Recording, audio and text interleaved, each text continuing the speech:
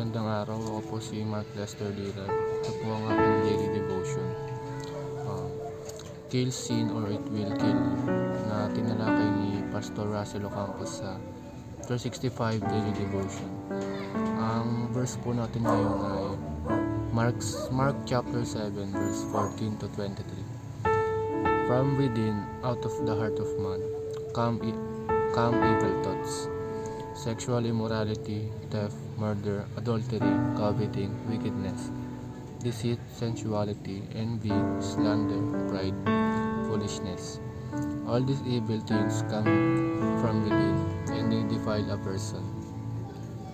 Ang unang katuruan po ngayong araw ay, the heart is a mega factory of sins. Ang puso natin ang naggagawa ng mga kasalanan na nagagawa natin.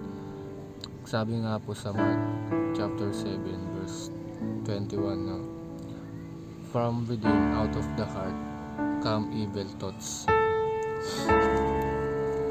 Ang second teaching natin ngayon ay we cannot blame others for our sins, for our own sins. Tayo ang responsable sa mga kasalanan na nagagawa natin, kaya huwag nating isisi sa iba dahil tayo mismo yung gumawa nito. Kung kasalanan man nila ay hindi yun sapat para sisihin natin sila, para sila yung maging accountable ng ating mga nagawang kasalanan. Ang huling teaching ay God holds us responsible for our sins. Accountable tayo sa lahat ng mga kasalanan na nagawa natin sa paningin ng Diyos, dahil tayo mismo yung gumawa nito kahit isisi pa natin sa iba. Ang unang application natin ngayong araw, do not let the seed of sin germinate, take root, and grow. Huwag nating hayaan lumago ang buto ng kasalanan sa atin, kasi lahat tayong mga tao ay may mga buto ng kasalanan na nasa puso natin. Kaya kung maaga pa lang ay putulin na natin to at patayin na natin at hindi ito lumago sa puso natin.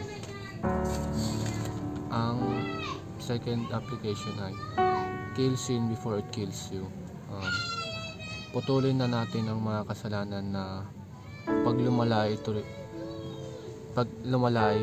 ang papatay sa atin. Tulad nga sa sabi sa application number 1, lahat tayo may buto ng kasalanan sa atin, kaya bago pa ito lumala, putulin na natin ito bago pa tayo patayin ito, kasi kung hindi natin mapapatay ito ang papatay sa atin. Ang huling application ngayong araw ay depend on the power of the Holy Spirit. Dumepende tayo sa banal na espiritu sa pagpatay o pagpuksa ng kasalanan nating mga tao, dahil ang banal na espiritu lang ang makakapatay sa kasalanan. Binigay ng Diyos ang banal na espiritu sa atin, mga anak niya, upang ito mismo ang pumatay sa kasalanan, na buto ng kasalanan na nasa atin. Kasi kung tayo lang mga tao ay hindi natin ito kaya mag-isa, kailangan natin tulong ng banal na espiritu. Yun lamang po. Salamat.